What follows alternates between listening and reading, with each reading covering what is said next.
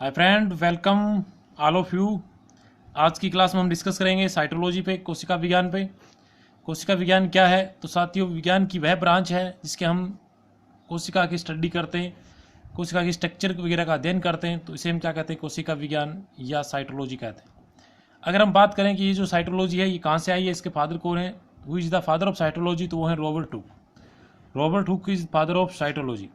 वहीं पर अगर हम बात करें इंडियन साइटोलॉजी के बारे में, भारतीय कोशिका विज्ञान के बारे में, who is the father of Indian cytology, तो वो है ए के शर्मा। ए के Sharma is father of Indian cytology.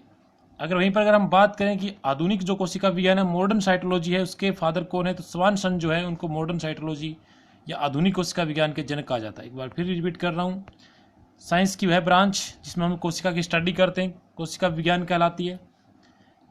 कोशिका विज्ञान के जो जनक हैं वो रॉबर्ट हुक हैं, जबकि इंडियन जो साइटोलॉजी है उसके जो जनक है वो ए के शर्मा, अरुण कुमार शर्मा है।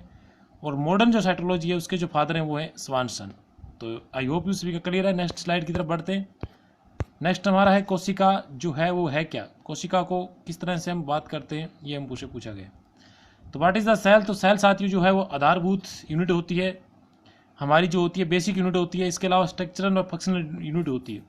Cell is the structural and functional unit of the living animal.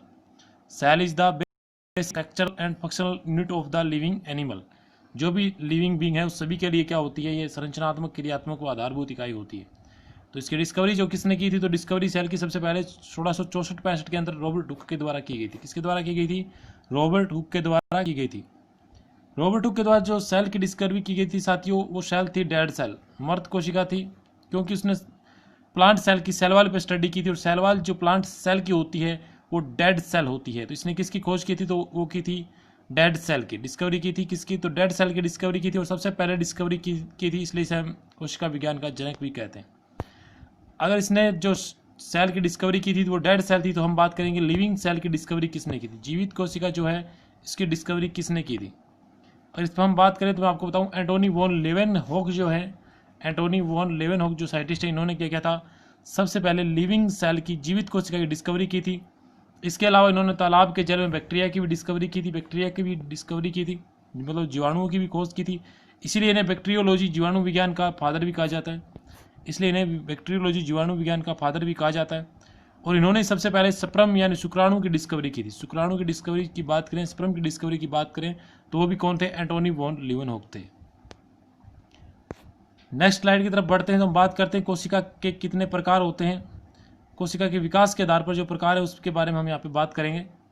तो कोशिका के जो विकास के आधार पर प्रकार है साथियों, वो दो प्रकार की सेल होती है। एक तो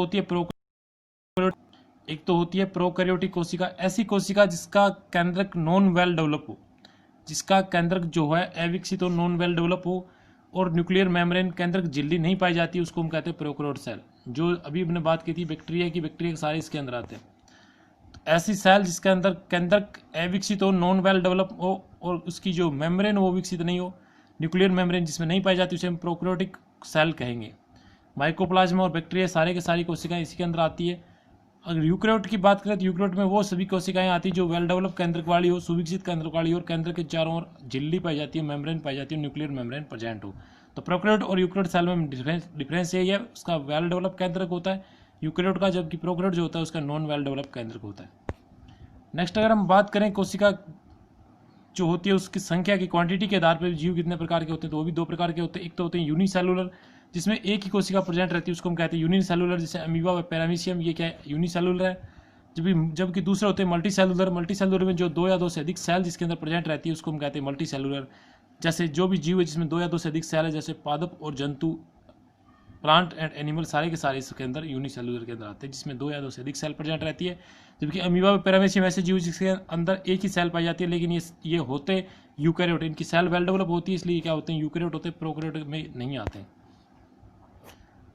तो नेक्स्ट अगर हम बात करें कि जो सेल होती है, वो हमने बताया कि प्लांट सेल और जंतु सेल जो होती है दो टाइप की होती है। उसका डिफरेंस किस तरह से हमें पता लगे, उससे हम कैसे पहचानते हैं, उसके बारे में अगर बात करें तो पादप कोशिका जो होती है, पादप कोशिका यानी प्लांट सेल जो होती है, उसमें सबसे बाहर की ओर सेल वाल पाई जाती है। आप देखोगे प्लांट सेल जो इस तरह की स्ट्रक्चर होगी, उसमें सबसे बाहर जो होगी एक हार्ड सेलुलोज की लेयर पाई जाएगी, उसको हम क्या कहते हैं? सेल वाल कहते हैं।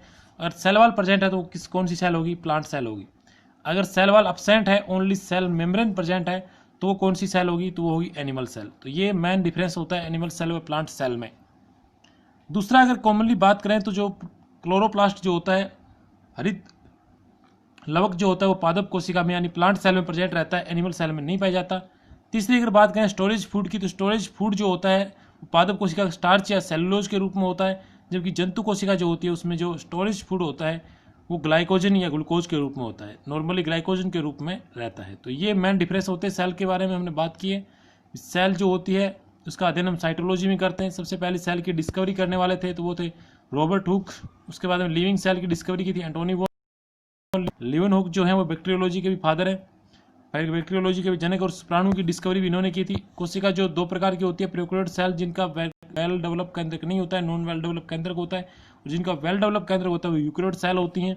और ये यूकैरियोट सेल भी दो प्रकार की होती हैं, एक यूनिसेलुलर होती है, एक मल्टी सेलुलर होती है। यूनिसेलुलर वो होती है जिसके अंदर एक ही सेल प्रेजेंट रहती है, मल्टी सेलुलर वो होती है जिसमें दो या दो से अधिक सेल पाई जाती है। तो ये प्रोकैरियोट और यूकैरियोट सेल थी। और इसी बीच हमने बात की थी प्लांट व एनिमल सेल के बारे में। तो प्लांट सेल वो होती है जिसके अंदर सेल वॉल प्रेजेंट रहती है, और एनिमल सेल वो होती है जिसके अंदर सेल वॉल प्रेजेंट नहीं पाई जाती है। Thank you for watching.